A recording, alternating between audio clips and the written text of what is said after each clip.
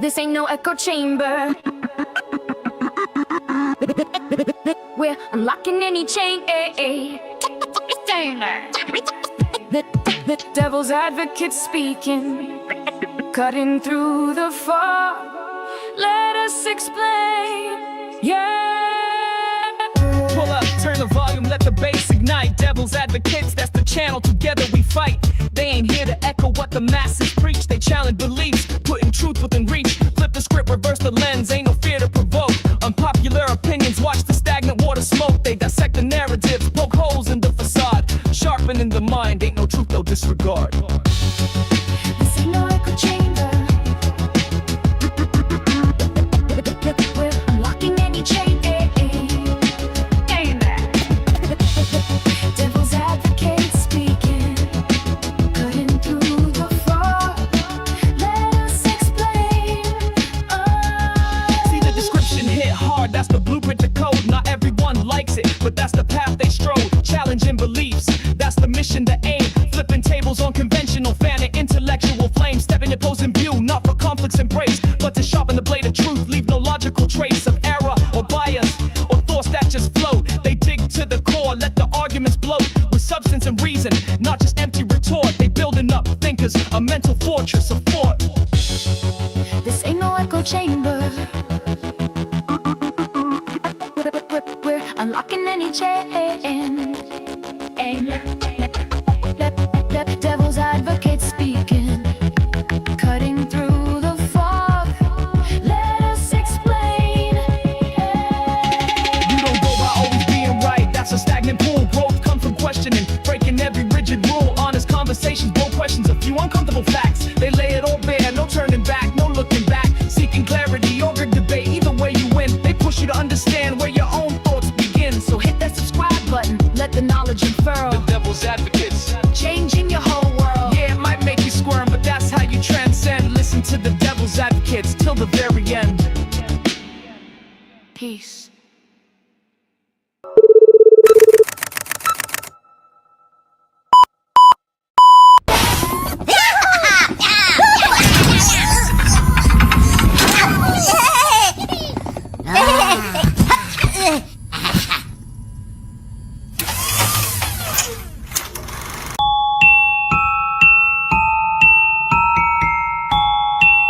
Ladies and gentlemen, do you want to know why I'm here today? It's not because I want to give you a pep talk or because I want to make you feel good about yourselves. No, I'm here to tell you the truth.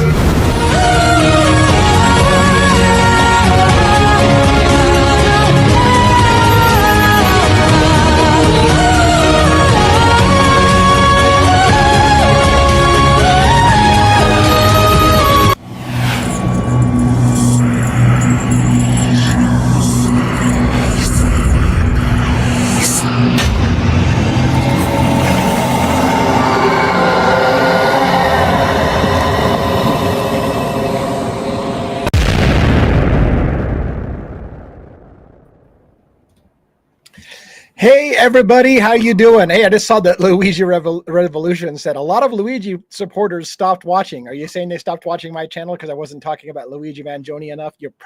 That's what you're saying. I did see that the other day when I was talking to somebody and they're like, yeah, I got to take a break from this channel. All he talks about is Brian Koberger. So today we're going to make a difference. By the way, this is a little painful to me to wear a New York Yankees hat. Why? Because I'm a Seattle Mariner fan, but I figured tonight was worth it. I'm wearing my green Luigi color. That'll make sense to some of you. I'm wearing New York. I got NYPD in the house. We've got 1-1. We've got a different people in here. We got a lot of people who are from a lot of different places, but New York is kind of the theme tonight. And we're not even going to talk about the Long Island serial killer. We're just going to talk about Luigi Manjoni. Tonight's focus is going to be a little bit on my psychological feeling of Luigi Manjoni, and because we haven't talked about him for a while. And by the way, thank you to the people who are saying hi. Cat Farm, by the way, I know that you just bought some. Cat Farm just bought some merch, I think, by the way. We're going to talk about that at the end of the show, how there's some merch. Chappie Boss, thank you so much for the super chat. Thank you for doing that. Yes, you're a great supporter of this channel. We see a lot of regulars in here. 1-1. Michelle, by the way, I saw Michelle Forrester in here, and is that the same Michelle that's in my Discord channel? Because I've got a lot of stuff to talk about in a way from Michelle. from Discord. I don't even know if it's the right same person. Live from Oregon. Yeah, Chappie, this is live from Oregon. Now I have something new that I'm going to present to some people here, and I'm going to explain what we're going to do. It's not free form in the sense that I got show notes up the ass. I'm not going to worry so much tonight about doing this in under an hour. I usually watch the time and I'm trying to be real rigid. And sometimes I don't get to the things that I wanted to cover because an hour goes by and I'm like, well, shit. Like, for example, I had a thumbnail the other day talking about a book and a movie based on Luigi Manjoni. Well, sort of the movie. We'll talk about that in a minute. And that was the thumbnail, talking about the book and the movie. You know what I did? I talked for an hour and I ran out of time to talk about the book and the movie, and we didn't even talk about it. So we're going to try to sneak that in here, and I'm not going to pressure myself with time. So what I've got is I've got Robin with me tonight. Robin has been a great support of the channel. You see her a lot on Discord. Robin's been helping me behind the scenes. I have a Discord channel called The Minions, in which a lot of people have been offering to help out as minions of the Devil's Advocates, and it feels a little embarrassing saying I've got minions, but it's kind of cute, and I like the minions, and the minions are part of the thing, so it's just a thing. We're trying to go some branding. For example, this chat was going to be called the Devil's Den chat, or just the Den. So you guys are part of the Den, the Devil's Den chat, and we're going to try to make that kind of a thing, get some branding, get some feel, get some community going. And we're going to have Robin help out from time to time, or often, depending on how her schedule works out, as a audible narrator or moderator. How's that going to work? I have mods in the room, like Kimberly, for example, who's been a long time mod. We got Robin as a mod as well, but Robin's going to do an audio port for me. And the way that's going to work is I'm going to give Robin a microphone, if you will. She won't be seen on camera per se, but she will be a talking head, if you will, in the corner. Sometimes maybe on screen, sometimes not, but you're going to hear her. And she's going to help me with all those things I miss. Because when I get on a rant, and I know I don't rant very often, but when I get on a rant, I sometimes miss the chat, right? And especially I had an embarrassing moment where somebody dropped an amazing $50 freaking donation on the channel showing love and support. And I missed it entirely like a jackass. I don't want to ever have that shit happen again. And so Robin's going to help keep me honest to make sure that I see when that happens, right? And she's going to also help me bring conversation things when someone says, hey, Lee, didn't you see my comment? I commented 20 comments ago and you missed it. So Robin's going to help with that. I'm going to bring her up in just a moment. And in fact, let's bring her up right now as far as a voice. Let's go. I'm going to add her. There she is. And then I'm going to go ahead and put her in this way right here. And so can we hear you, Robin? Can you hear me? I can hear you. All right. I feel like Max Headroom. Excellent. Well, that's good. You're right. At least you're not doing the stuttering thing. Like, you know what's funny? I do so many pop culture references that I think people don't like. I'm so old. I dropped a pop culture reference on Birdie the other night, and someone had to say, Lee, that Lee has no idea what you're talking about. Like, that's way before he was even born. And I'm like, right. I forgot.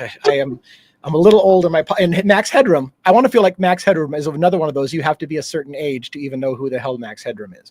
So Robin's on here as an audio. She's going to mostly be taking kind of a backstage and just bringing to my attention and interrupting me when I miss something important. All right. So again, all about Luigi Manjoni. And I feel like it's necessary for some people who are unfamiliar with the Luigi Manjoni story to get a brief recap of Luigi Manjoni. So we won't spend a whole lot of time on it, but some of you may have seen the infamous shooting video. This video is like, a lot of times it's edited, meaning they don't show the actual shooting. So if you're a person who feels like that would be too much for you to watch the actual murder of somebody on camera, you don't necessarily have to see that. You won't see the actual shoot itself, although it wasn't graphic, there wasn't blood and all those things. But I'm going to play for you just a moment, because when we're getting later on into the show about what this person did, keep in mind several things about the Devil's Advocates. Luigi Manjoni has the presumption of innocence until proven guilty. This individual that you're going to see on the video, if you haven't seen before, is wearing a mask. You cannot see the person's face. Allegedly the same person was at a hotel in which, ironically enough, he hid his face from everyone at that hotel, including roommates that he was staying with at a hostel, with a mask on at all times, and only lowered his mask one time to be seen on camera. Just like supposedly the shooter took his mask off and did a huge shit-eating grin smile for the camera inside of a taxi cab, which I find odd, and I'm going to talk to you about why that would be the case. Why did the shooter take steps to hide his face everywhere, including during the shooting, but then take a freaking cameo shot in the back of a taxi, or pull his mask down for camera at a at a hostel. Was that an accident, or was that some kind of game being played? We're going to talk about those theories about what Luigi Manjoni is. Is he a cold-blooded killer that is just a narcissistic freak who wants the world talking about himself, or he's selfish, or whatever the case may be? Is he a part of a grand conspiracy of gamers who have pulled off some grand game and they're playing games with the federal government and the United States healthcare system? Or is he a criminal mastermind and something else is bigger afoot? We're going to talk about the different kind of views of Luigi Manjoni, and where you stand on it is not necessarily the important part. I just want you to hear all the points. And it's dividing America in a lot of ways, because there's a lot of people I know that feel like, you know, screw Luigi Manjoni. That guy shot an innocent man and father of two. That's the narrative you're going to hear from mainstream media. Mainstream media hits that, and Pam Bondi, the Attorney General of the United States, goes on national TV and says, Luigi Manjoni, if there's ever a person who needs to be executed in this country, it's Luigi Manjoni. He shot an innocent man and a father of two in cold blood on the streets of New York City. Well, the problem with that, by the way, just because I play devil's advocates, if that's the case, then what about the 340 something other people that got murdered in New York last year? How come they aren't so important? Why only Luigi Manjoni is deserving a death penalty whenever there's 300 and something other people who are murdered in New York City? So it makes you wonder why we're treating this so differently. And is it because Brian Thompson was the CEO of a major company in the United States, and that's why it's so important? Does that not send the message to America that some people are more important than other people? If you were just Joe Blow on the street and you got blown off and blown down in cold blood, would we give a shit? Would we be trying to execute that guy? Or is it just because if you're a CEO of a major company that you need to go after this guy? So it's bringing a lot of things. And by the way, I just had acupuncture today. I don't usually do acupuncture, but somebody talked me into it. My back was hurting and I went into acupuncture. I was surprised when the acupuncturist says, hey, you know, what do you do for a living? Why are you sitting in your chair for so long? And I'm like, oh, I'm a YouTuber. Oh yeah, what do you do? It's true crime. Oh, who do you talk about? Luigi Manjoni. And she's like, you know what? I have mixed feelings about that. Screw that CEO guy. I'm like, I get it. That's what the complexity of this case. I get it. So not everybody in America feels that this is the worst thing. But I want to point out a couple things about this video. And again, I warn you, if you haven't seen the video, it's not going to be graphic, but it does show a tragic moment when somebody's life is ended. But I want you to I'm going to point to a couple things as we get in deeper into the show to make sure that you've seen it before. Okay, here we go. So there's Brian Thompson heading to an investor conference at a hotel, and there's the shooter. The shooter pulls up. Now, all the videos on TV shows, they freeze right here. The shooter's wearing a backpack. He's got all black on. He's got bare hands. Pay attention. He's got bare hands, and he's got a plastic gun. He shoots the gun and it jams. He clears the jam, walks up on his victim, shoots him again, then calmly walks across the street, jogs because, you know, it's a busy street, but he gets onto an e-bike and he rides into Central Park, where he vanishes for quite some time. And out the other side of Central Park, after being lost on camera for quite some time, an individual dressed that same way comes out of Central Park. And the game is on. Everyone in New York City is looking for this guy. It was a massive, massive manhunt. Hours went by. And here's the problem. Law enforcement kept seeing the same basic guy in multiple places at the same time.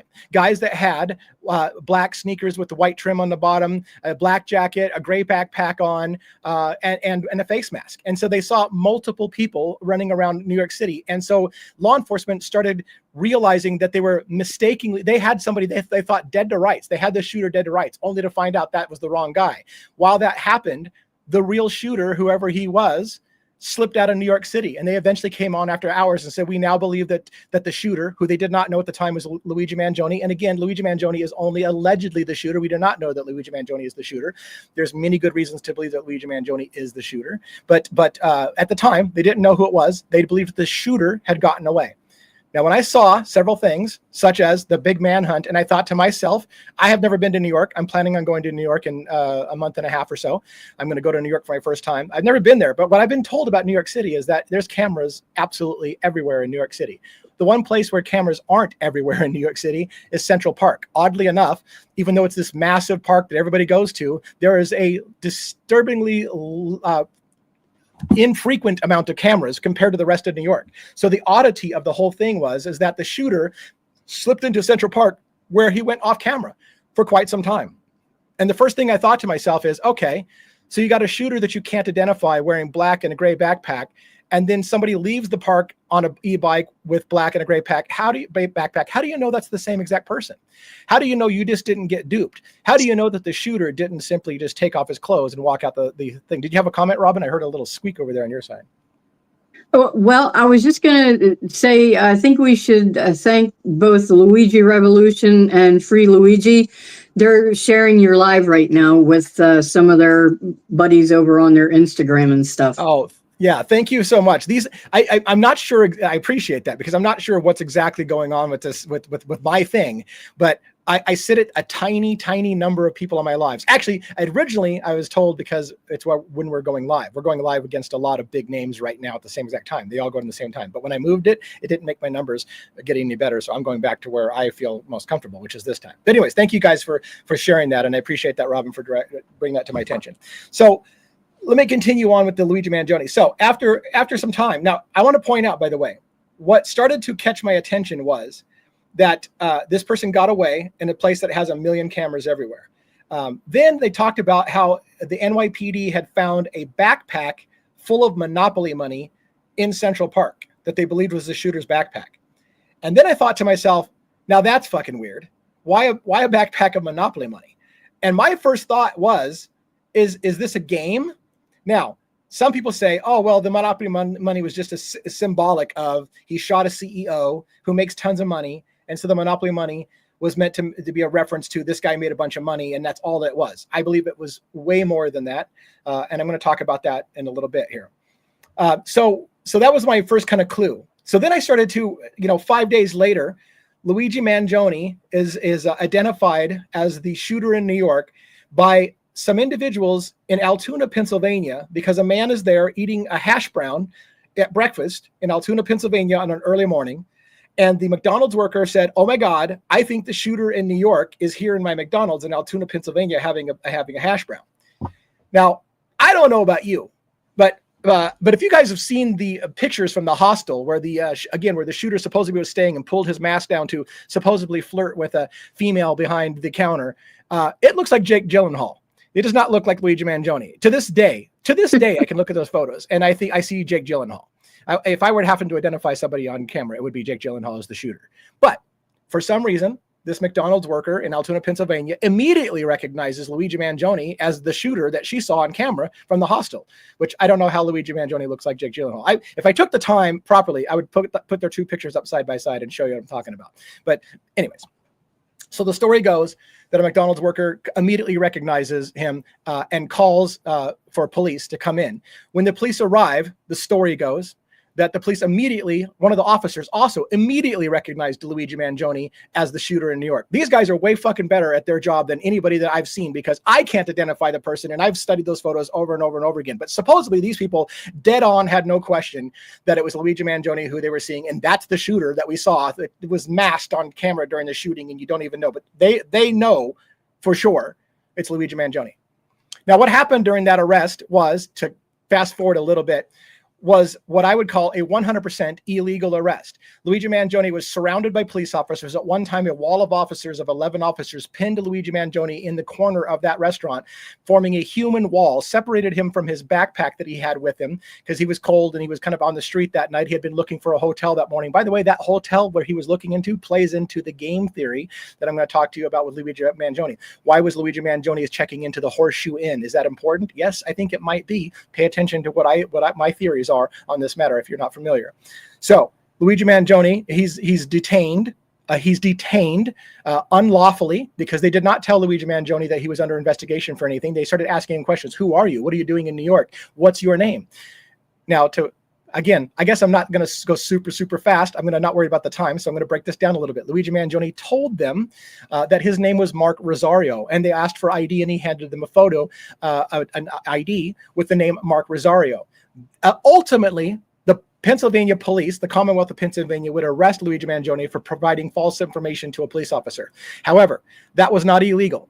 And if you don't know what I'm talking about, I've got lots of videos in my channel. If you go to my channel well, you are on YouTube. If you go to my channel and you look at my videos, my playlist on Luigi Manjoni, you will see how I broke down the legal argument by Thomas Dickey, his attorney in Pennsylvania, that explains in the Commonwealth of Pennsylvania, it is not illegal to provide false identification to a police officer or tell them a false name in Pennsylvania, unless you've been informed that you're under investigation. Luigi Manjoni was clearly not informed he was under investigation. In fact, body-worn cameras of the police officer officers show Luigi Manjoni was never informed that he was under investigation. In fact, Luigi Manjoni was not told he was under investigation for 17 minutes of interrogation, where his items were taken from him and he was illegally searched and seized in McDonald's in front of everybody for 17 minutes.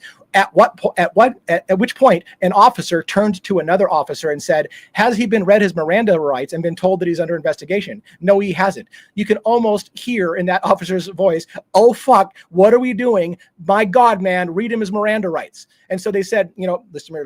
Luigi Manjoni, you are under investigation for the shooting in New York, and you have the right to remain silent. Do you want to talk to us at this point? He shakes his head no. He doesn't talk to them. Do you want to tell us that your name's Mark Rosario still?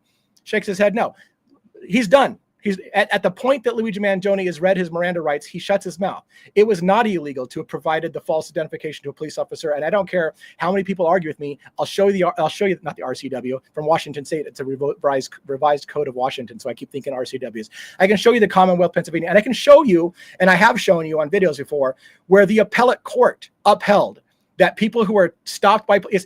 It was clear there was an individual who was pulled over and she gave false identification to an officer, and the officer's argument for why it was okay why it was illegal for her to give him false information is because it was obvious to her she was under investigation. He had sirens on, he had lights on behind her, so therefore she can imply she's under investigation for something. The appellate court upheld and said no, it's not good enough. Not even you having sirens on and a light on pulling her over was enough to inform her of what she's being investigated for. You hadn't told her, and therefore it was not illegal for her to provide false identification. So the appellate courts has upheld it.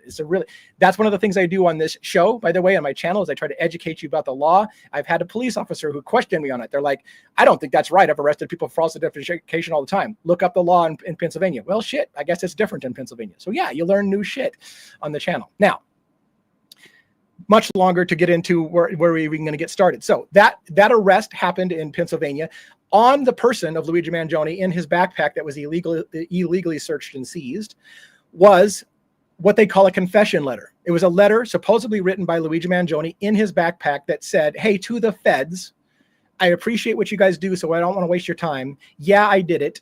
And in his bag was allegedly the gun that was used in the commission of the crime, as well as what law enforcement called a manifesto, which was a spiral notebook of Luigi Manjoni's thoughts on various things, including his complaint about the healthcare system in general, and about how the healthcare system had become a predatory healthcare system, and all of these things. The law enforcement used that to say, oh my God, we've got the shooter in New York, we've got a confession letter, we've got the gun, and we've got a manifesto.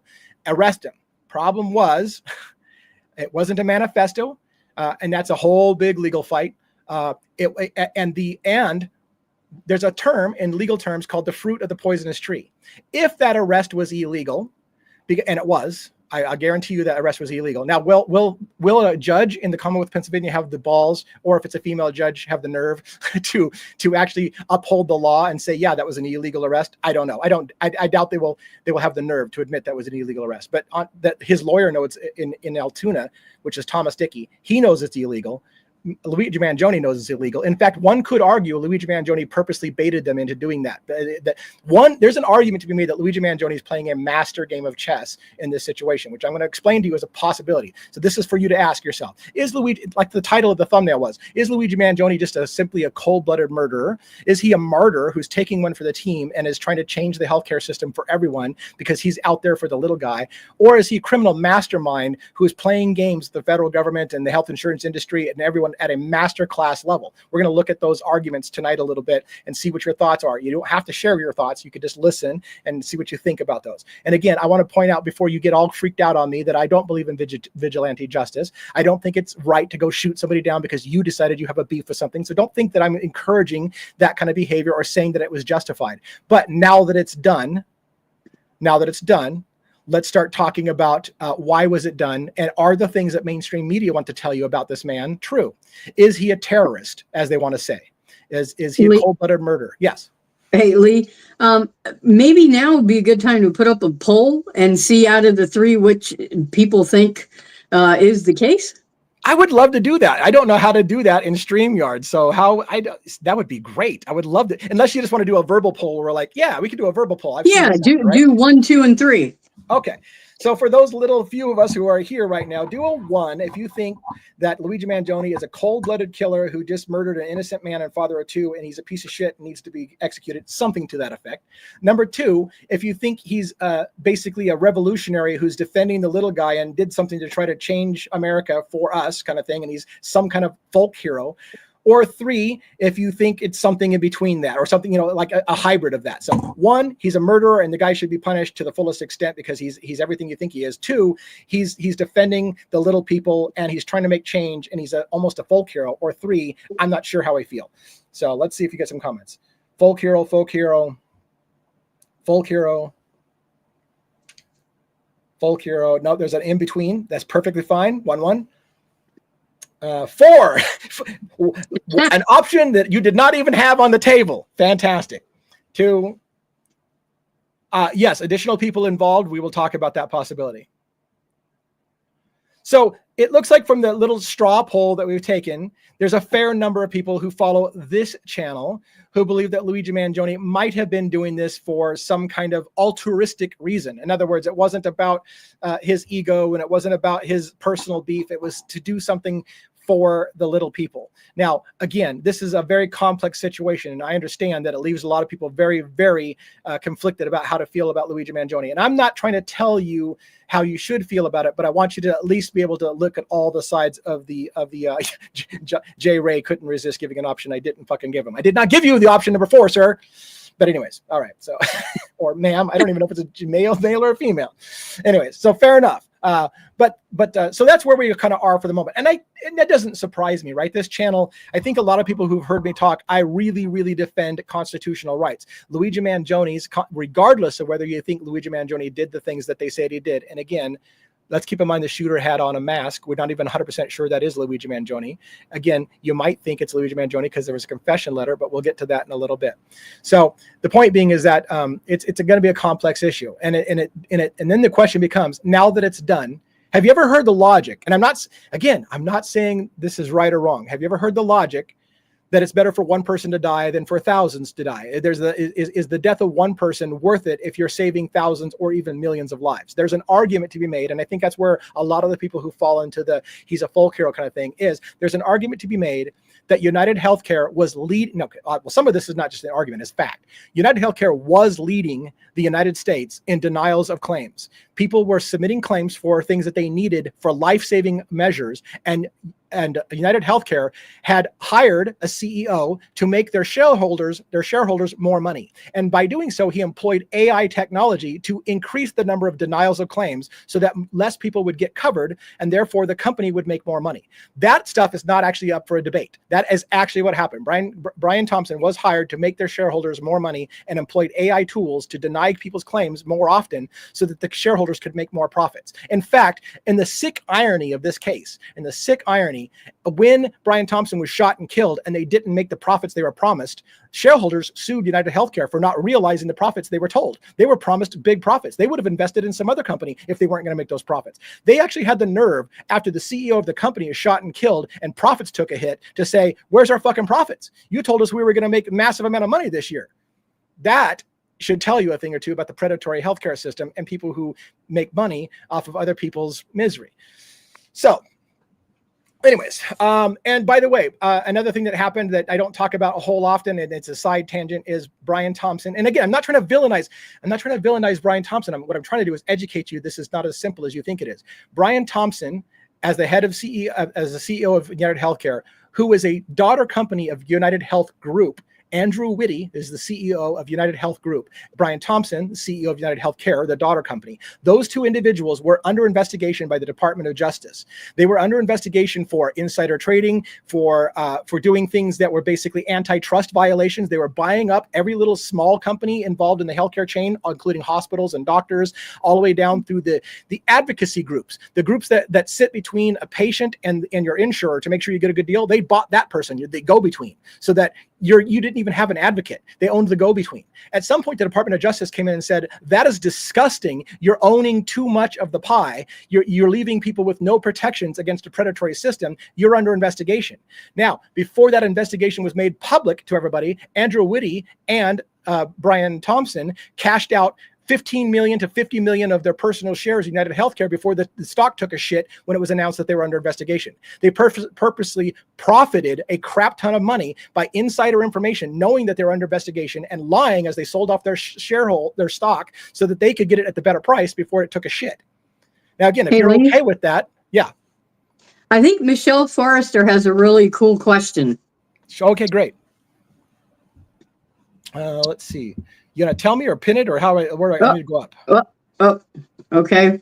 It's not letting me pin it. She says, if 1,000 people had their lives saved due to claim approvals, would you go back in time and stop the event? Question for the jury. Right.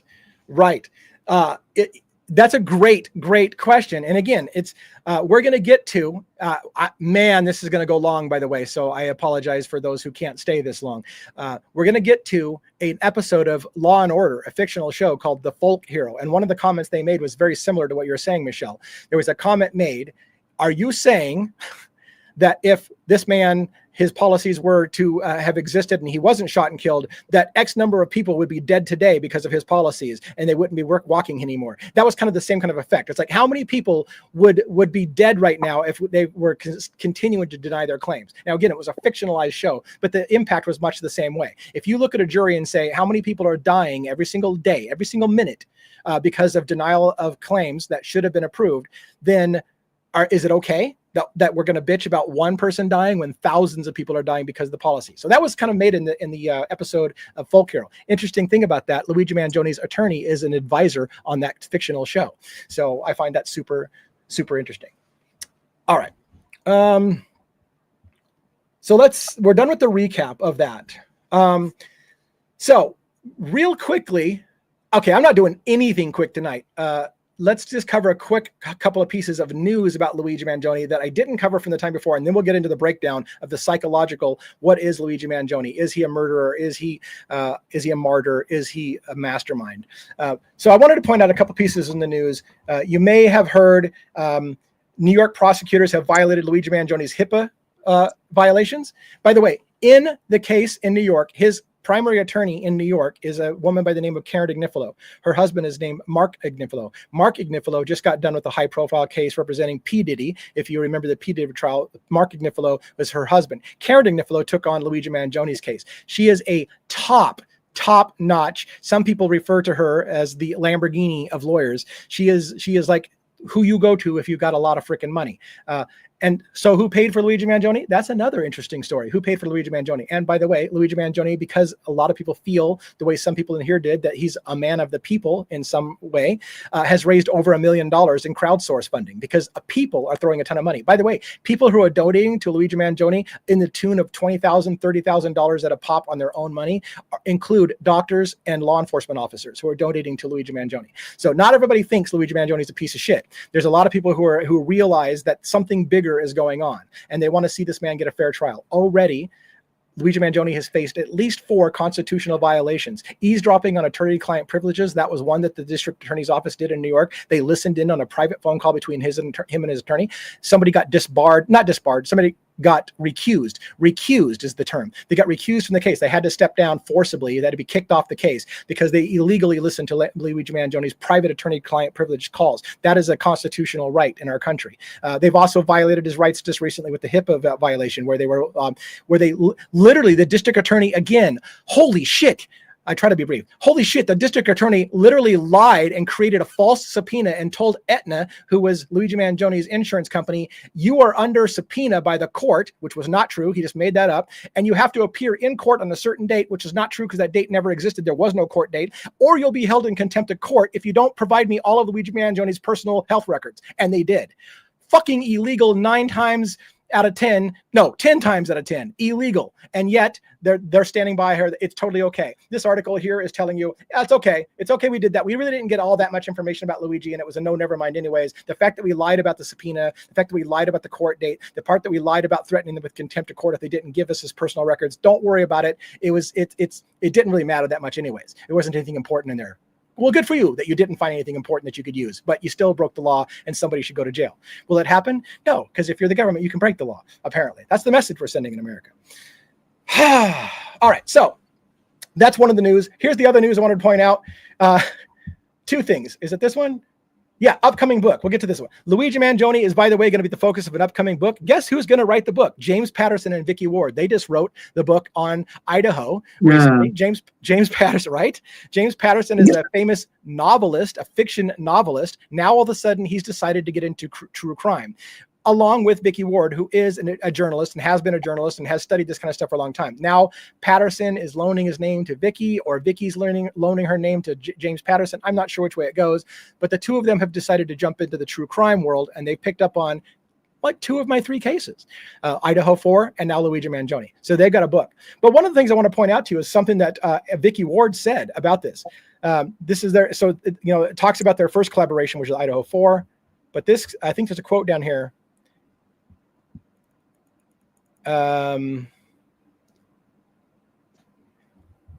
Is it right here? Yeah. Vicky Ward said in a statement, this case goes to the heart of the social, cultural, and political issues dividing the United States right now. Nothing is more of a reviled black box than the health insurance industry, and it's time to open it up. That is fucking interesting to me. Because even though you expect it to be a hit piece about how Luigi Manjoni must be a piece of shit, like they kind of did with the Brian Koberger case, what is that saying when she says that the healthcare system is a reviled black box that is known as the health insurance industry that needs to be opened up? It suggests to me this book might be looking at it a little bit more unbiased than you think. We've got a problem in America. We have the most expensive healthcare system in the world, and we have not the best healthcare in the world. Why is it that we have the most expensive care, but we don't have the best healthcare? Why is it that people are dying? Why is it that bankruptcies in the United States are largely due, the number one cause of bankruptcy in the United States is medical bills. That's the number one cause of bankruptcy. So will Vicky Ward and James Patterson write a book where they talk about, maybe it's time to talk about how bad the health insurance industry is, and let's open up that can of worms? I find that interesting. So that was something I was going to mention last time. And then Dave Franco. How much does he look like Luigi Manjoni? I don't have a picture of Luigi Manjoni on my screen right now, but well, I've got shit. Do I have? There's a Luigi Manjoni in the corner. But anyways, Dave Franco has not been approached. But there's rumors on the internet. Lots of people are like, oh my God, somebody needs to do a movie on Luigi Manjoni, and the actor to play it is Dave Franco. Dave Franco says, technically, no one has actually approached me about playing Luigi Manjoni, but I'm open to it. That sounds like a hell of a role for me. And he's got kind of that look that Luigi has. Luigi has a lot of women on his side because he seems to be an attractive Italian male that seems to resonate with a lot of females and a lot of males for that matter. So the point being is that Dave Franco, who has a little bit of the looks himself, is okay with playing Luigi Manjoni. Those are the couple of things that I wanted to kind of point out as we get now into the actual meat, freaking 40 minutes into my show of what I wanted to talk about. All right, so oh,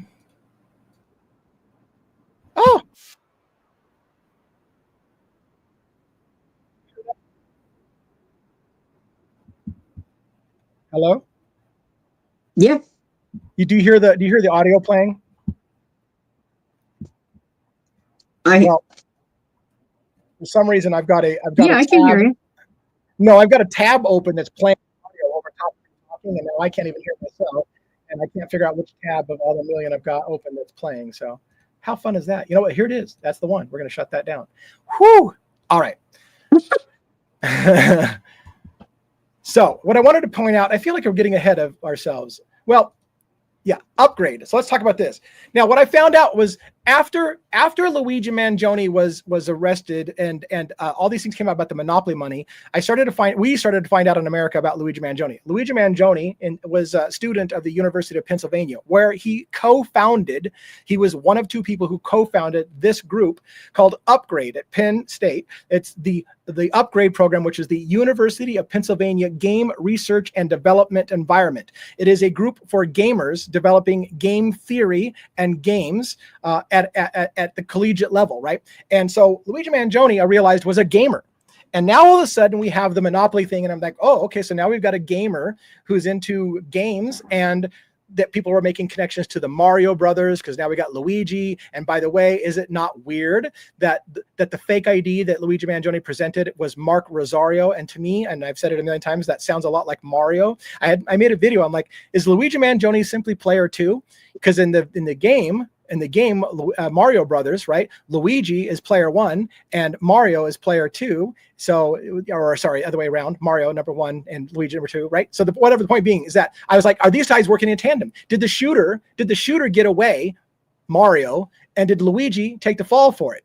And I was like, well, that's just crazy talk. That's just crazy talk. And still, until you started getting into all of the game references, such as the fact that Luigi Mangione allegedly had, and I didn't have time to pull all these images, but I've got videos, by the way, on YouTube. You need to, if you haven't seen these, you need to look at my video called The Devil's Briefcase, The Game Theory, Luigi Mangione, The Game Theory. And it talks about all of these references, which is Luigi Mangione had, for example, a Pokemon reference on his Twitter profile. So he had a picture of himself and he had a Pokemon. That Pokemon, people pointed out, was Breloom. And they're like, what's Luigi Mangione's interest in Breloom? Well, Luigi Mangione's interest in Breloom could be the fact that every Pokemon in the game Pokemon has a number that's associated with that Pokemon. Breloom's number is 286.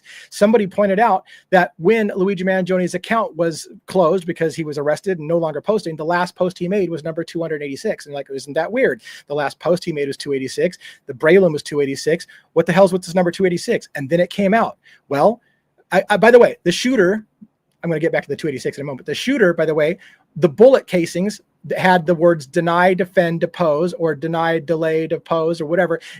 That actually is debated because the officers said it one way and it was actually a different way in reality when they went to forensics. So the point being is there was a book called Delay, Deny, Depose, or Defend, which is basically the health insurance industry. It was a book exposing how the health insurance will deny claims, they'll defend their position, and they'll make you basically have to fight for your right to get your claim you're paid for. And that was maybe an Easter egg. That's what I call these Easter eggs. The Monopoly money was an Easter egg left in Central Park to bring point to the game that's being played. The bullet casings referencing the book about the health insurance industry and how they deny people's claims and make you have to defend it and try to deny you those rights. That was part of the Easter egg left behind in the shell casings. And then 286, Breloom, when you found out, we looked into it, 286 is the number that is called the denial of claims code. It means that when you file a claim that says, okay, so you file an insurance claim, it's denied.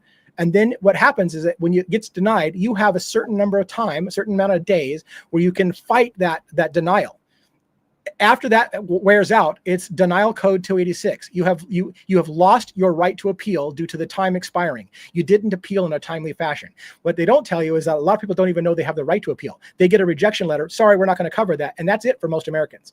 Most Americans don't realize they have an appeal window that they have to make. If they don't figure out about it and they don't file the paperwork within the 30 days or whatever it is to deny it or to appeal that, then it's 286, the final rubber stamp.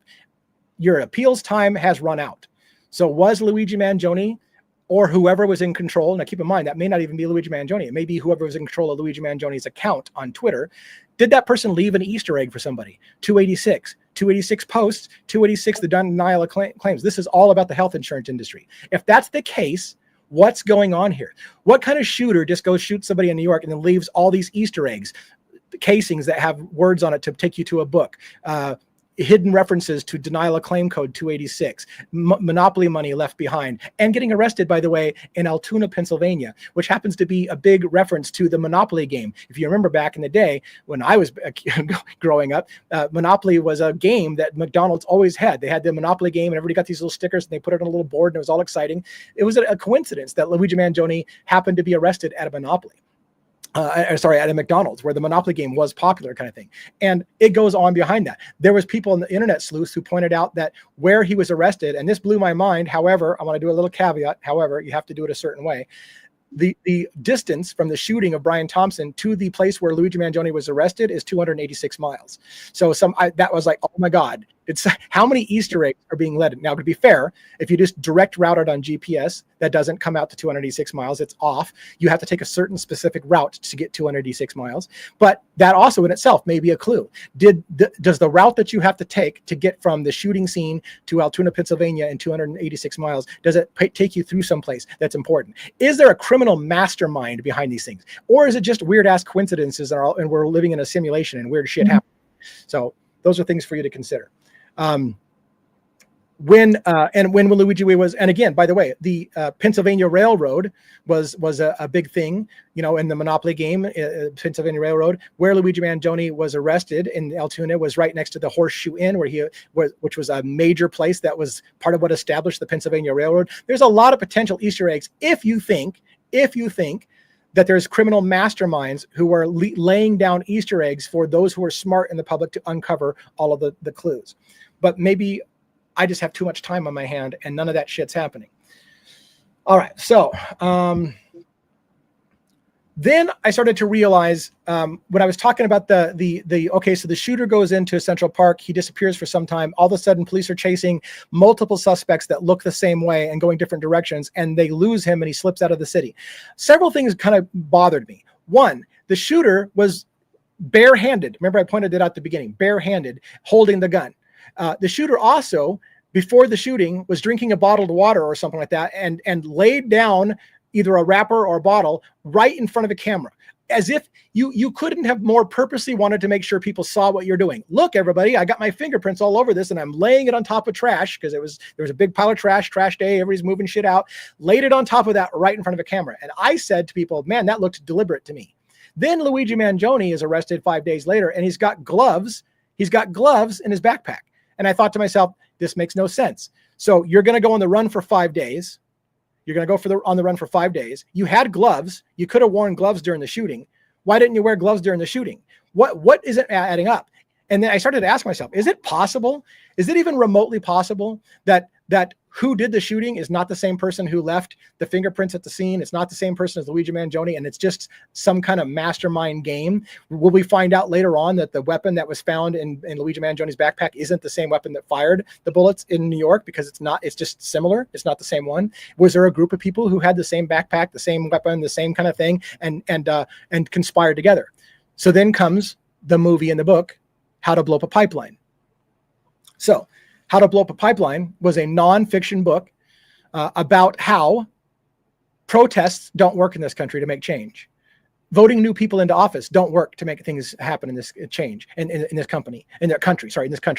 The only thing that seems to, and that's what the book was about, and we're allowed to do this by freedom of speech in this country, is to talk about theories. You can't do a call of action, but what you can is talk about theories. And the book posits the question: is it possible that the only thing people listen to when you got money on the line is violence? That's the only thing they'll listen to. Violence is the only thing that ever solves anything, right?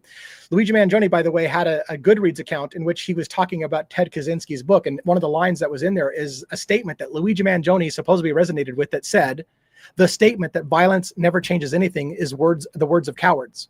People who say that violence never changes anything and I'm taking this a step further. That was simply this thing, that violence never changes anything is the words of cowards. We live in a country that is founded on violence. This country was founded on violence. We solve everything in this country by violence. If somebody out of the country doesn't play ball with us, we go blow the shit out of that country because we believe in violence. We are a violent nation.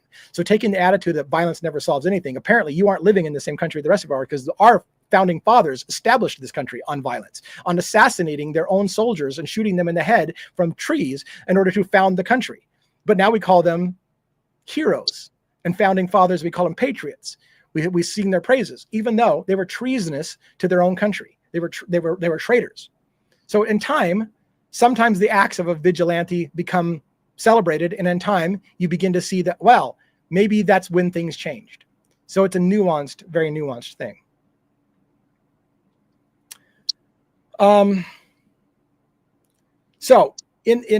So going back to the How to Blow Up a Pipeline, in that movie, here's what was interesting. So they made a fictional movie out of the book. So the book was a nonfiction, but they made a fictional movie.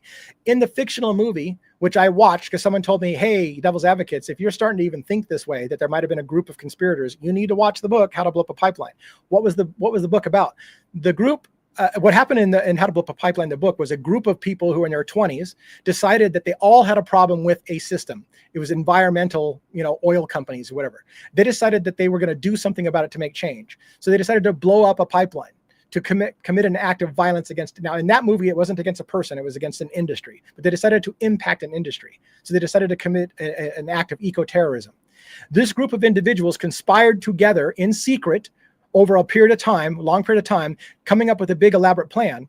And at the end of the whole plan was one person had decided in the group to take a fall for everyone so that the rest of them could go free and potentially do it again and start a movement. So then I started to ask myself, did that just happen? Did Luigi Manjoni, if he was involved, was he just a group of gamers that got together, inspired perhaps by How to Blow Up a Pipeline, and like, we're going to make change in this country. We're going to all do this together, but there's a group of us out there, and only one of us is going to take the fall for us so that the rest of the people can go away.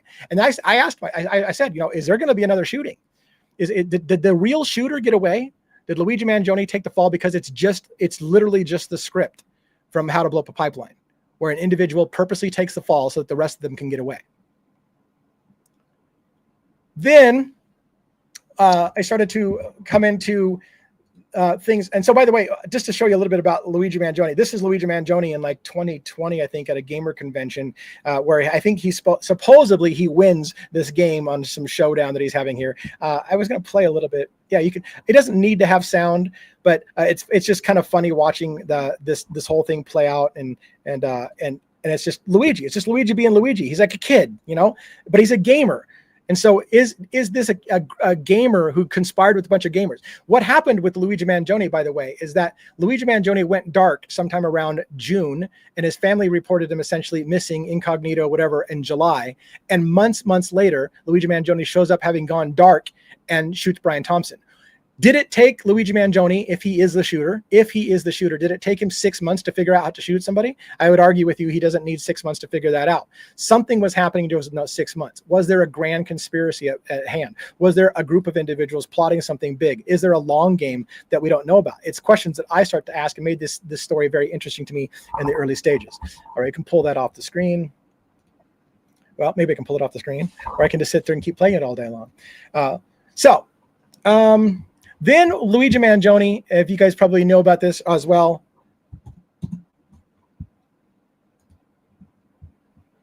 Luigi Manjoni started writing, his attorney, Karen Agnifilo in New York, put up this website, LuigiManjoniinfo.com. I've never seen this happen before. An attorney that says, hey, look, Luigi Manjoni reads every single letter people send him. And by the way, this is what endeared a lot of people to Luigi Manjoni. He seemed to be, to a lot of people, a man of the people, because he wants to talk to people. He talks about people's stories about their healthcare problems in America, bringing him to tears. He feels compassion for people. The narrative that mainstream media wants to paint, and that the Attorney General in the United States wants to paint, is that he's a monster who killed an innocent man for no effing reason whatsoever. But when you read Luigi Manjoni's own words and you see what he's doing, he has compassion for people. He feels their pain. He recognizes our healthcare system's a problem. And so he's becoming a bit of a folk hero. Again, this was the subject of the show, folk hero by Law and Order. And I did a whole breakdown, by the way. That's another thing on my channel.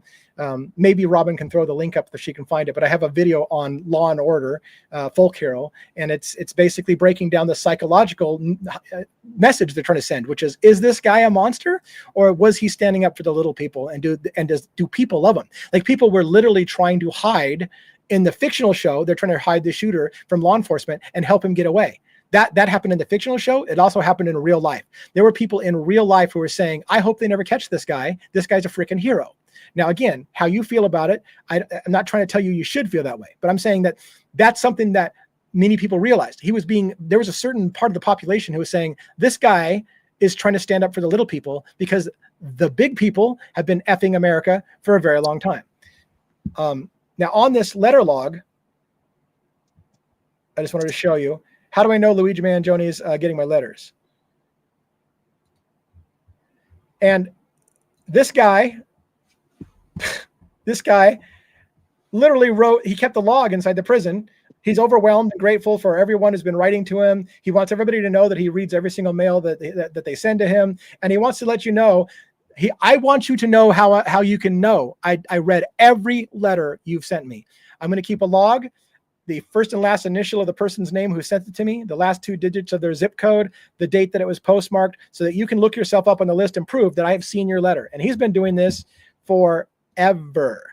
And I have never seen a prisoner do that kind of thing before. Now, am I singing Luigi Manjoni's praises? No, but what I'm trying to explain to you is this is why this guy's becoming a freaking folk hero. He just seems to care about people. When you read some of the letters that are making it out in public, it's sentiments where he is expressing, a love for people and concern for people. So the narrative that they're going to want to tell you in America is this guy's a piece of shit who doesn't care about anybody but himself because he's a narcissist and he wants to go down in history as some guy that did something horrible.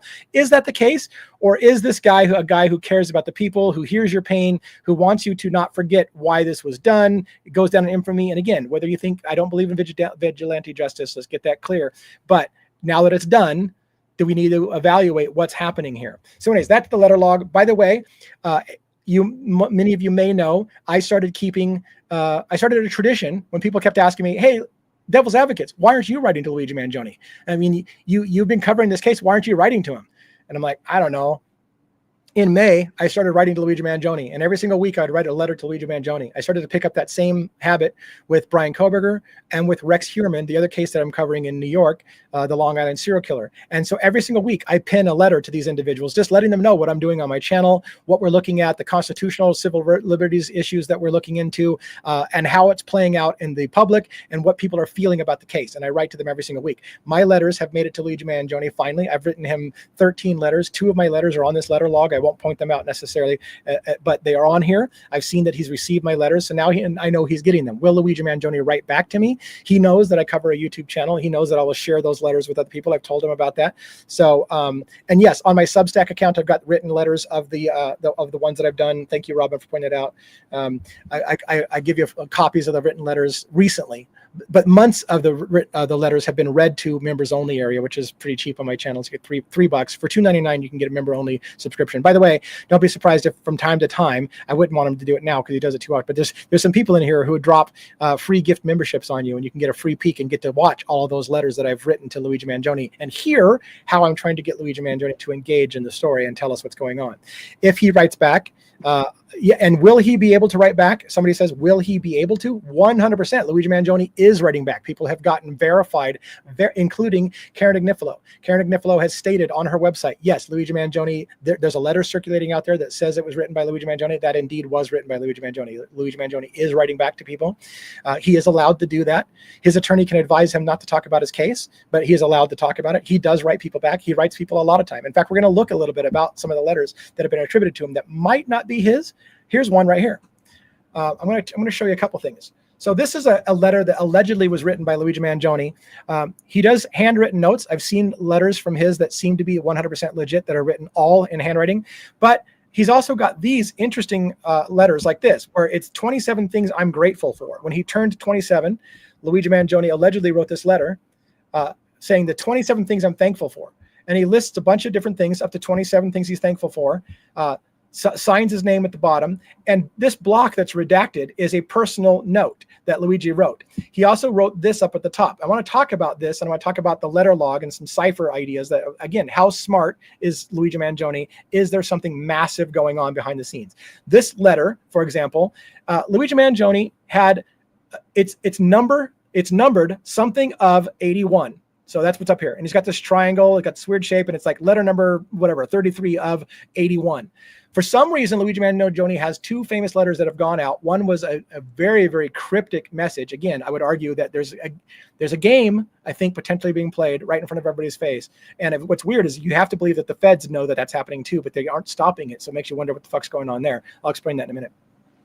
Luigi Manjoni had a letter called Tales from MDC. It was just like this. It was written in TrueLinks. TrueLinks is a prison system that allows inmates to write and send emails, like emails, but it's not connected to the internet, where they can communicate in a typed format. Luigi Manjoni took the TrueLinks system, which has been verified as his TrueLinks system, and he wrote a letter, and he sent out a copy of it to 81 people in this case, with some personal notes written on it to each one. Why only 81, I ask? that makes me go, why only 81? Why not just keep copying that letter and send it to every single person for a while? But no, only 81 people got the letter. Likewise, he had the tales from MDC that went out to, I think, 68 people, exactly 68 people, and it stopped at 68. Why only 68 people? Now, as I started to question, is Luigi Mangione sending some kind of message to somebody? You got to think the feds are all over that shit as well. They're like, what the fuck is Luigi trying to do? What is he saying? And by the way, this is going back to this letter log. I wanted to point out, when I first saw this letter log, I thought, this looks like ciphertext. Is there a code in here? Is Luigi Mangione using the guise of writing people letters and putting their initials on there to hide some hidden symbolism that only somebody on the outside who knows the code and knows how to break the code can break it? And again, I thought to myself, if that's the case, how are the smartest minds in America not catching it? And I may, again, be completely on the page of, dude, you have way too much time on your hand. That can't be happening. Maybe that's true.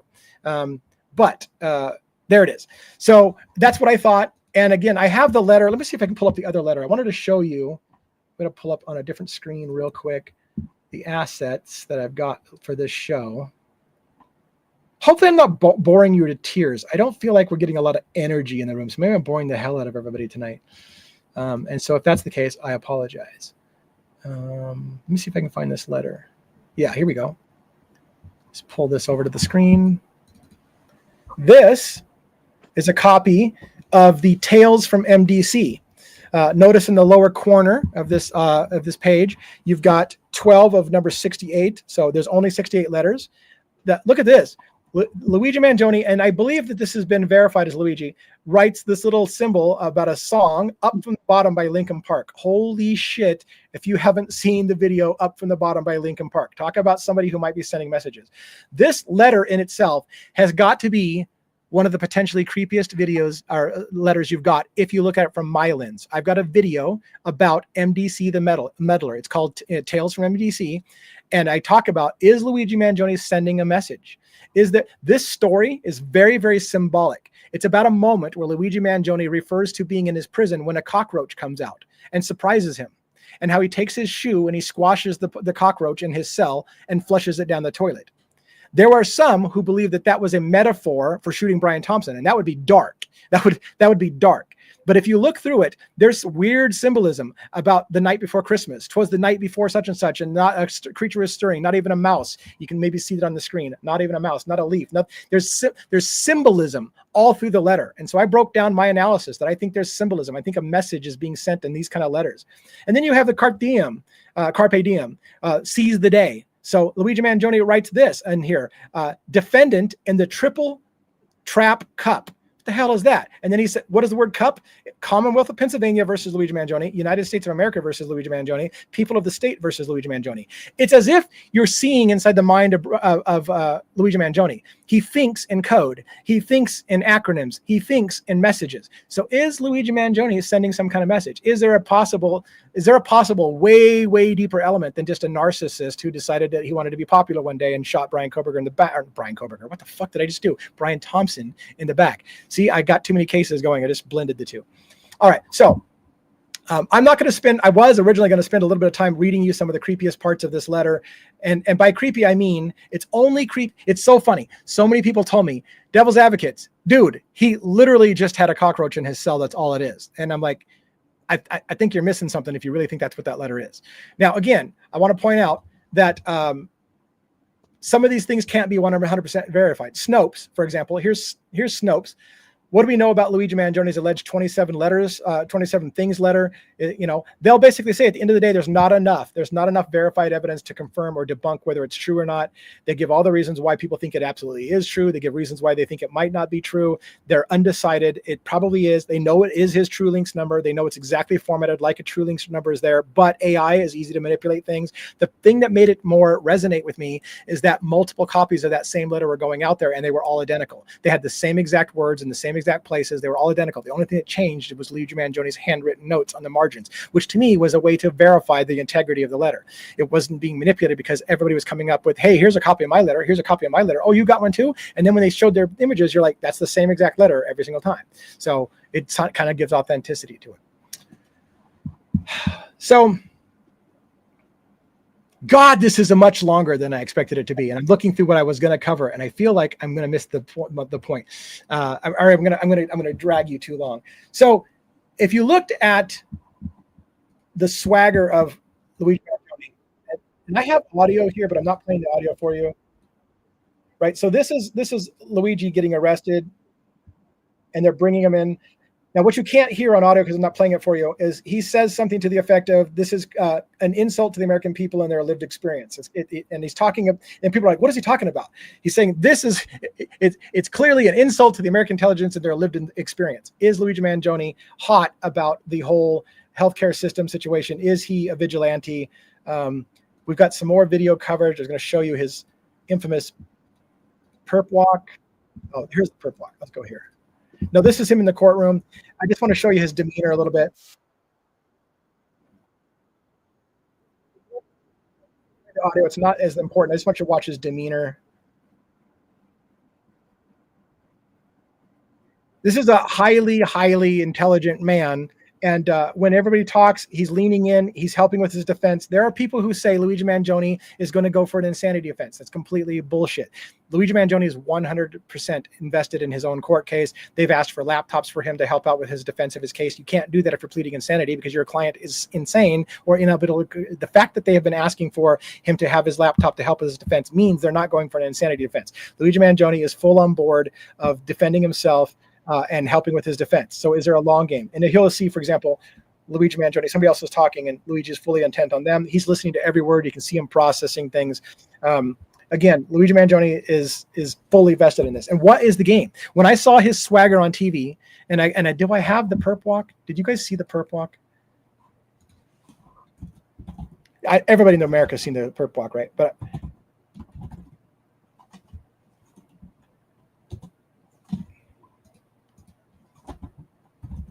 it looked like something out of frickin' Batman, you know, like the Joker arrested. So here he is.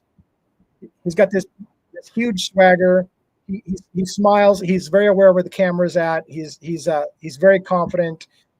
Somebody at one point, when he's walking through a hallway, if he has anything to say, and he gives a look like, if only I could tell you everything that I have to say. So anyways, this guy, in my opinion, knows exactly what he's doing, and I think he's playing a massive, massive high game stakes of chess, if you will. And I just want to know what you thought about it. Do you think that's possible, or is this guy just literally just a guy who's freaking, a narcissist who wants all attention on himself? Is he loving the fact that everybody thinks he's the baddest man in America? I think there's something way, way deeper going on with Luigi Manjoni.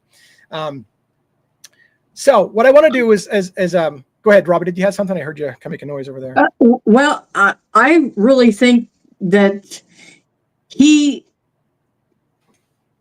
how do I say this? He has convictions about what either he's done, or I firmly believe there could be more than, a group. And I don't think it's just he's a narcissist or anything like that. I just think he's very confident, and that he feels deeply about this issue. Yeah, when I first, and that was part of my point. When I first saw the swagger I think he had, and the look, and how tall and erect he was standing when he was walking the perp walk and stuff like that, I said to YouTubers, I said, that is the look of a man who either is very, very, very at peace with what he's done, if he did it. He's very at peace at what he's done. Like, I did it and I don't care. I wouldn't take it back if you asked me to. And he's just at peace. That's either the look of the man, or it's the look of a man who knows something we don't know.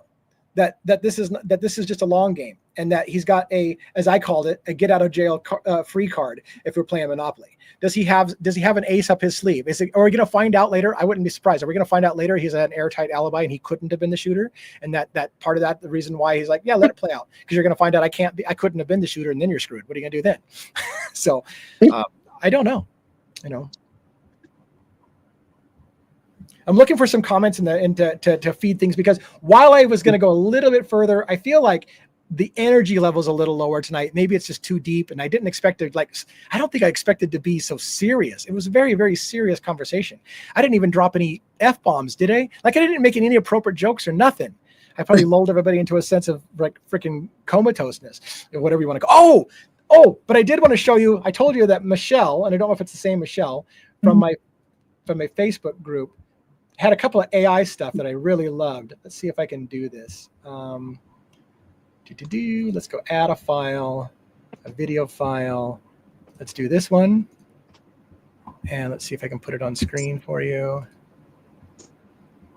So this was the famous video picture of him pulling his mask down, but they used AI to generate doing a look of how it would look if he looked up at the camera. It looks nothing like Luigi Manjoni. I thought that was kind of cool. This video that I'm going to show next, I thought was hilarious because remember I talked about the game theory. Did a group of individuals do this, conspire together, and let one of them take the fall? And this video I thought was hilarious. It's all the Luigis, the guy with the mask and the guy with the McDonald's Luigi and the other guy from the hostel. Because the guy in the hostel, there's Jake Gyllenhaal kind of looking guy. That's what he looked like in one image. Here's the shooter, what he looked like with the black instead of a gray jacket. Because again, I've got a video about the multicolored jackets and how the jacket changes color. And here's Luigi kind of like maybe he looked at the day that he was arrested at McDonald's. And I find it hilarious. They're all sitting at Starbucks, the three Luigis, having a conversation over a map from New York, presumably, as they're just sitting. I found that shit hilarious. AI is fucking amazing. But anyways, I thought it was hilarious. Any other comments or concerns or whatever as I'm getting ready to wrap up, but I want to spend some time just asking if anybody have comments, questions, concerns. You know, I know that some people in here they're not sure how to feel about Luigi. If you want to voice your opinion of how the counter my position, because you spent a lot of time hearing me tell you that Luigi Manjoni might be a man of the people. But let's talk about what if he's not, if you have that opinion. I wanted to kind of highlight something that IROC6 said earlier,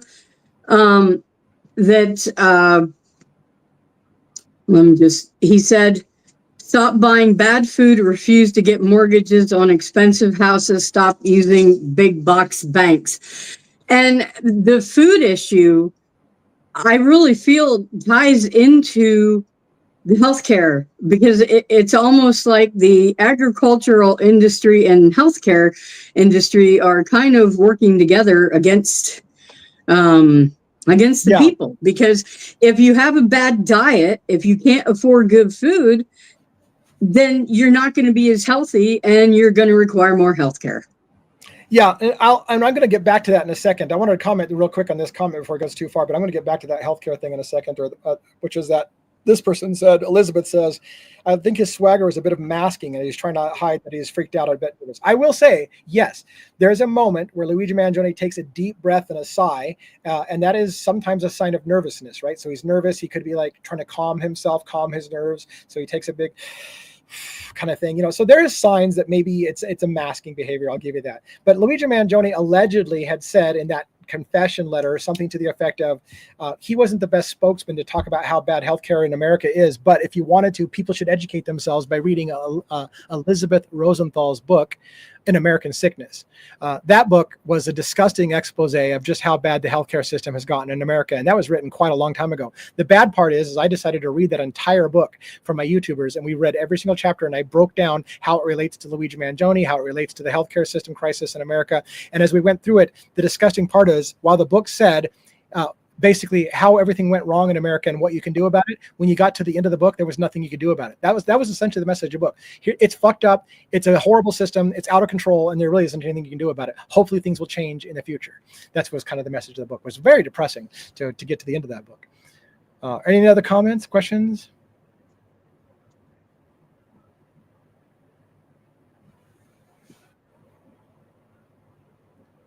On the bad news and the good news, as far as tonight's thing, I mean, we kept a solid number all through the night. So even though I felt like I bored the living hell out of you guys, and I feel like this is definitely not your normal DA experience, right? Your Devil's Advocate experience. So if you're tuning in for the first time and you're thinking, man, that was a little long and boring, it's not my normal thing, right? I think I'm a little bit more ranty, I'm a little bit more engaging. Tonight just felt off for some reason. I had all these big ambitions, and it's a deep, deep topic. But anyways, nonetheless, we're not too far past an hour, so we did it in the right amount of time, just didn't do it with the right enough pizzazz. Any other comments, questions, concerns? Oh, yeah, I don't think I have anything more on that. Let me back out of that. Let's see. Karen Reed and Richard Allen. I'm not gonna comment. I don't know. You're talking to somebody in the group. You guys are going back and forth. Okay. While we're waiting for last minute comments, I did want to mention one more time, I'm going to CrimeCon 2025. That is a big crime convention. By the way, guess what? guess what I wouldn't call it the keynote. You know how when you have a convention and there's a 3-day weekend of speakers, they usually call the very, very first presentation the keynote speaker, right? And the reason it's a keynote is it sets the tone for the entire weekend. Guess what the keynote message is? Luigi Manjoni. That's the lead. That's the lead at CrimeCon 2025. The very first session is Luigi Manjoni and how you should feel about it. So it's pretty interesting to me that this case has gotten that kind of level that essentially they're not calling it a keynote session, but it's the first opening session of CrimeCon. I'm going to be going to CrimeCon 2025 in Aurora, Colorado, which is near and dear to me. If you read my Substack, you'll know that I followed the James Holmes shooting and the Batman premiere in Aurora, Colorado back in 2012. It was the same year that Sandy Hook was shot up at the elementary school by Adam Lanza. You had 2 sons, by the way, both of which had parents that were in the banking industry. And there was a major banking scandal that were going on at the time. But mainstream media did not touch that with a 10-foot pole. They didn't talk about the banking scandal and why it is that 2 sons of people involved in the finance and banking industries went and shot up theaters or schools. That's something I started to write about and investigate, and I found it super interesting. And now I'm sharing it on Substack in a draft form of the book that never got published because I was going to write a book about it and it just lost steam. America didn't go for it because why? Because James Holmes was convicted and is in a mental institute and basically never will be seen again. So it went down as he's the guy, and it went down exactly like they said it did, and nobody was talking about it. So I just kind of lost heart in that book. But going back to CrimeCon 2025. I'm excited to be going to Aurora, Colorado, where my whole true crime experience started. And I'm going to be, let me pull something up on screen, an image.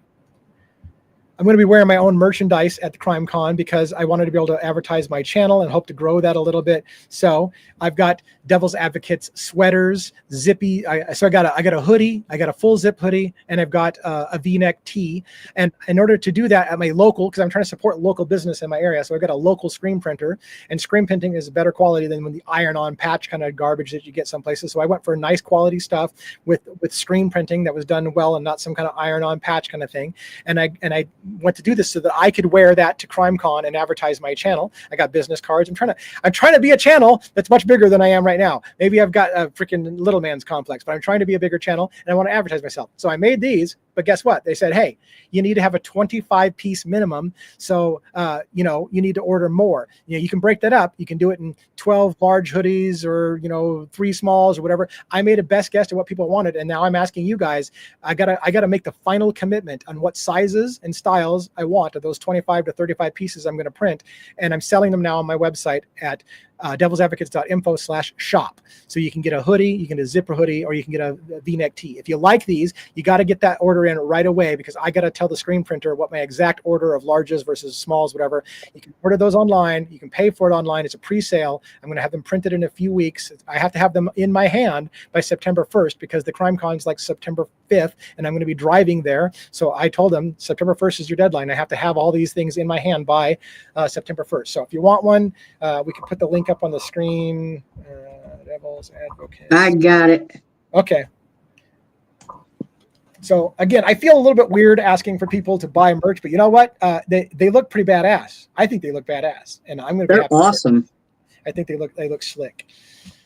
All right, so we'll pin that on the thing. Grab your DA merch, devilsadvocates.info.shop. Make sure you grab it. If for some reason, by the way, you go to get one and it says it's on back order, do not worry. Go ahead and purchase it on back order because what that'll mean is I need to go into my inventory and tell them, hey, I had a request for 3 more larges than I originally said. Can you take these smalls out of the equation and put the larges in here? So I just got to tweak the numbers. So go ahead and order it, even if it says on back order, and I will make that happen so that you get that part of that first run. Any other comments, questions, or concerns? Thank you, Cat Farm, for I think Cat Farm got a copy. It's got a merch from me as well. So hopefully you guys, Crime Time, thank you so much for supporting that as well. I love that there has been some early adapters for sure, some really heavy supporters of this channel that really believe in me. Sometimes I feel like, no, not sometimes. A lot of times I feel like you guys believe in me more than I believe in me because I feel like sometimes I'm thinking, man, what am I doing wrong with this channel? And people are like, not doing anything wrong. Keep it up. Although, again, I'm having all those self-doubts about tonight. It was just felt off for me, but it's not normal. So we'll get back on gear here very, very shortly. All right, what else do we got? Does anyone think Does anyone think he had a psychotic break? Sorry to ask such a deep thing, but since we are talking psychologically and deeper, I wonder. Free Luigi, I will tell you this. I got kind of very, very frustrated with that question early on. When I was on TikTok, I started on TikTok before YouTube, and a couple people would come on my show and they would say, yeah, Luigi Manjoni admitted to microdosing with magic mushrooms. He had a psychotic break. And I about lost my shit. I know a shit ton about psilocybin, about the experience. Luigi Manjoni did not have a psychotic break. I'm 100% positive in my opinion. No, Luigi Manjoni did not have a psychotic break. In fact, again, even the prosecution will try to tell you Luigi Manjoni had been plotting this for some time. That's not a psychotic break. A psychotic break would be an instantaneous type thing in the moment. This is not a psychotic break. This took planning and execution by whoever did it. And again, I don't know that Luigi Manjoni is the guy who did it at the end of the day. He may not have been the shooter. He may not have been involved at all. But no, for the record, and I'm glad you asked the question, not only do I not believe it was a psychotic break, but I get a little bit pissy when people say it's a psychotic break. Because I'll tell you this, at the end of the day, let's just listen to it from my perspective. At the end of the day, if Luigi Manjoni did this, and he did it to try to change healthcare in America, it is insulting to what he did to say that he must have been insane. Because the message that what you're saying is only an insane person would do something like this, that it couldn't have been a rational decision, that it couldn't have been a rational choice someone made to end one life to save thousands. That was completely irrational thought process. To say that it was a psychotic break is to say that everything that person did, if they did it, was only the act of an insane person, that there was no logic in it whatsoever. And at the end of the day, I think there could be logic. One could argue that it was a good trade by some logic. I'm not saying I do not believe in vigilante justice, but some could argue you don't have to be insane to have made that trade. So good question. Thank you so much. Any other comments, questions, concerns?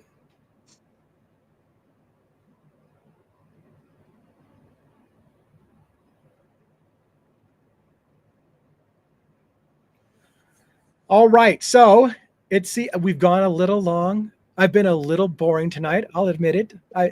It is what it is. I'm allowed to have that from time to time. I can be a little dull. So I appreciate you coming on. I hope that that Robin's addition was a good thing. Because the chat wasn't active tonight, Robin didn't get to show off how well this can work in the future. So hopefully, Robin, you'll continue to try this with me. I think when we have one of those big nights, it's going to be very, very critical to have something like this in the works. So hopefully you'll keep trying that with me. Oh yeah. And we'll just see how that goes. I'm trying new things all the time. You know, I tried to premiere the other day for the first time, doing a pre-recorded live and just being in your chat. That went really well. It went much better than I expected. One's got a praise for you. Robin rocks. So look, you've got. Thank you. Yeah. Hey, and don't forget, folks, don't forget to come to the Discord for all things Devil's Advocates. What? Discord. Yes.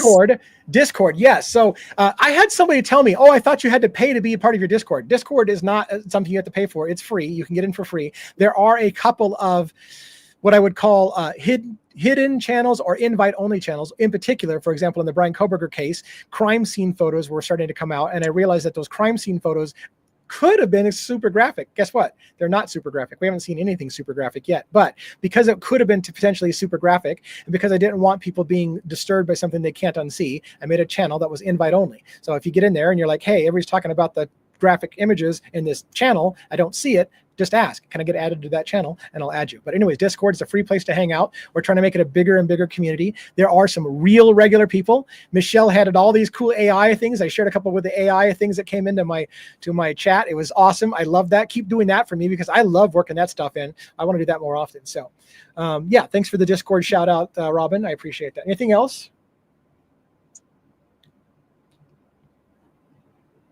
Allie was on, I feel so bad. Allie was on Court TV. Allie Benevento, for those who don't know, Allie Benevento is my attorney friend from South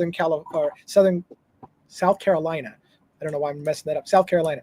And we made friends from TikTok and then moved over to YouTube. She follows Luigi Manjoni a lot. She is she calls him Cousin Luigi. She's Italian, married to an Italian, I think. She's like, Cousin Luigi did this today. She is, how do I say that? She's a criminal defense attorney. So she's looking at it from the side of a criminal defense attorney and defending Luigi Manjoni. I wouldn't say she's a fan necessarily of Luigi Manjoni, but she's very, very positive on Luigi Manjoni, and we talk about the law, her and I, and break these things down. Now, here's what's so cool. I've been blessed to have Ali on my show many times. I've been blessed to make a friend with her to the point that she's actually texted me when she's at work in a courtroom and setting and saying, hey, how are things going in this case or whatever, while she was in court on a break. She texted me during the last time she was on court TV talking about Brian Koberger. Tonight she was talking again, and she texted me again tonight saying, hey, I'm going to be on court TV again talking about Brian Koberger. And I'm like, shit, I'm going live like pretty much the same time you're going on court TV. So unfortunately I missed Ali tonight, but hopefully you guys got to see Ali. I don't even know what she said because I never got to see what Ali said, but Ali's an amazing woman, super smart, articulate. People love her. She every time she comes on, it's a big thing for the people, and it's a big treat. So any other comments, questions? Oh, what is this? She mic dropped tonight about Koberger. Fuck, what did she say? I know she was going to talk about Bill Thompson's latest interview, from what I was told. She told me that's what she was going to talk about. So did she have a mic drop moment? Did she say something and I'd be like, "Atta girl, go get him"? Oh man, I'm so pissed I missed that. Yeah, Ali's it was funny. A little bit of an insight to Ali Benevento before we leave. Ali Benevento, she was telling me she was going on to Vinnie Politan's show on Court TV. And I'm like, is this pre-recorded or live? She said live. And so I'm watching the show live, waiting for Ali's break to come up. And she texted me, and I'm like picking on Ali. I'm like, are you fucking texting me while you're on a live TV show? And she's like, yeah. And I said, aren't you like having to focus? And she's like, I talk for a living. This isn't intimidating to me. And I'm like, that's amazing. She's such a badass. Like she could literally multitask, and she's texting while on a live TV show. I found that it was stunned. I was like, wow, she is a badass. And then she didn't miss a beat. You know, she's like texting me moments before the commercial break comes up, and they're like, Ali, what do you think? And she didn't miss a beat. Like freaking professional. She's outstanding. Any other comments? Kimberly wants the mods to meet in Discord when we're done. So that's a good idea. Thank you very much, Kimberly. I recommend that we do that as well. Have everybody go to the moderator room in Discord. That will be a private room for moderators only. That's one of the rare channels in Discord on my server that you can't get into unless you're a mod. Kimberly, thank you for the support in the live. Didn't feel like one of my it didn't feel like one of my normal lives, did it? It didn't feel normal to me. All right, Lana from Truth and Transparency. It looks like one said Lana had a crime scene specialist on her show today and was very interesting, very cool. I don't watch a lot of, in fact, I don't watch very much of Lana at all, but I love that people tell me what she's got going on. She's got a huge channel, and she gets a lot of big names on her stuff. So I should be paying more attention. But you know what I don't have? I don't have unlimited numbers of hours in the day. And from what I've been told, Lana could talk like 7, 10, 8 hours at a time. And I do not have time for that. So no disrespect for her. I got my own shit going on. I can't do that. All right. That is it, people. I'm going to go ahead and wrap up there. Thank you guys for coming. There's going to be another live tomorrow at 6 p.m. where I will try to tomorrow's Long Island serial killer. So again, I'm trying to get some schedule going. Monday being Brian Koberger, Tuesday being Luigi Manjoni, Wednesday being Rex Heuermann, the Long Island serial killer. We've got an interview coming up. I've been telling people more and more about it. John Ray, the attorney who represented Shannon Gilbert's family in the disappearance of Shannon Gilbert, who led to the entire whole Long Island serial killer case. The Gilgo 4 discovery was found. The 4 bodies that were first found in that case were found because they were looking for Shannon Gilbert. John Ray, who represents that family, has been more and more vocal, saying that he thinks the family, Rex Heuermann's wife and daughter, may have known about the killings and even participated in the killings, and that shocked a lot of people. And the media kind of backed away from John Ray, like, holy shit, what's this guy saying? He's going rogue. He's putting out pictures of like graphic art that the daughter has made. And they're like, we got to get away from John Ray. Well, John Ray's going to come on our show and talk to us about what's happening in that case, what he's doing for the advocates of the families to try to get answers. And the weird thing about that, from John Ray's perspective, as I'm going on a huge side tangent when I just told you I was leaving, was that we're going to get a look into attorneys that aren't a prosecution or a defender, right? Normally we're dealing with the prosecutor versus the defender. That's not John Ray's role. He's not prosecuting Rex Heuermann, nor is he defending Rex Heuermann. He's a victim's advocate lawyer. They've hired him to get to the bottom of things and put pressure on law enforcement and the prosecution to get the right answers. So it's a really interesting take, and we're going to be able to educate everyone on this channel on how does a victim's advocate's lawyer differ from a defense attorney. He's also a prosecutor. He's been a prosecutor before. He's also been a defense attorney before. So we're going to get all that kind of shit, and you'll get to learn a lot about what it means to be a victim's advocate's attorney. So get ready for that. It's going to be a big moment for the channel, hopefully, to have John Ray, an attorney, on our show talking about Long Island serial killer. All right. With that, I will shut the fuck up and get off the mic. Thank you so much for your time. Buy some merch on the way out if you can, because it's when I run out of those things, then I got to put in a new order. So I'm trying to get some money recouped because I'm poor and this is a small channel, tiny little channel. I had to fork all this money out over my hand. You could help me out a lot by helping me get some of I can have a little bit more money for CrimeCon. The more sweaters and zippers you buy from me, or hoodies or shit that you buy from me, the more I have to buy a donut at freaking CrimeCon. All right, I'm out. Take a good long evening, and we'll see you tomorrow. Bye-bye.